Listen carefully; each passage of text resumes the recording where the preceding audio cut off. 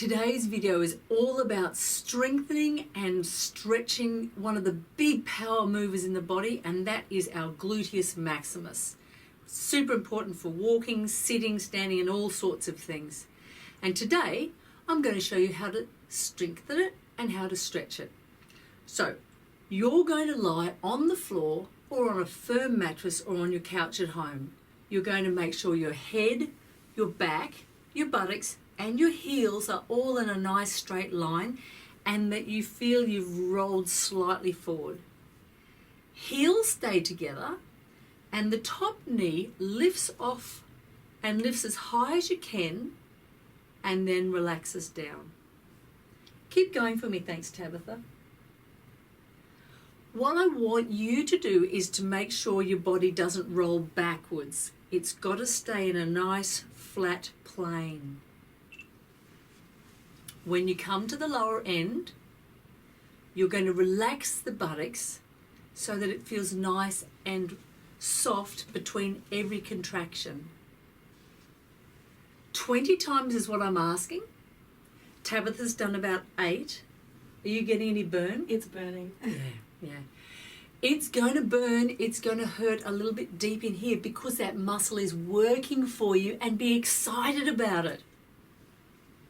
20 once a day, maybe takes you 5 minutes. Super easy to do. You've done one strengthening move for the glute max. I'm going to give you a second one, and it specifically targets people with tight hamstrings and possibly weak backs. This way, with the tennis ball, you're going to only target the glute maximus as the exercise.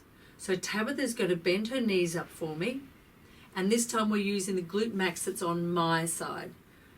The ball goes on the opposite leg, and it rests at the ribs. Tabitha's going to pull that leg up and hang on to it. This way, we're turning off the lower back and the hamstrings, and this ball has to stay right down on those ribs. Secondly, foot comes up so the heel is the only thing on the table.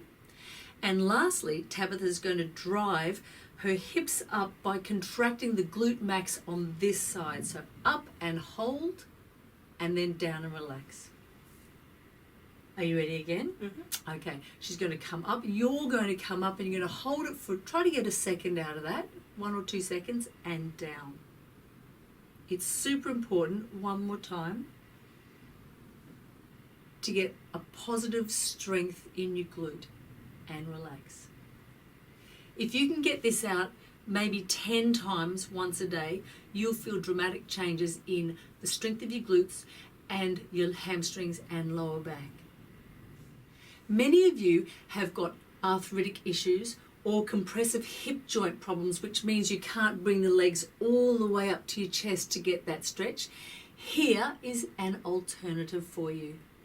Tabitha, can you cross your leg over for me? This is as you normally would. Now, if you press, can you see she's pressing that leg down, but she's also rolling her hip. We don't want that.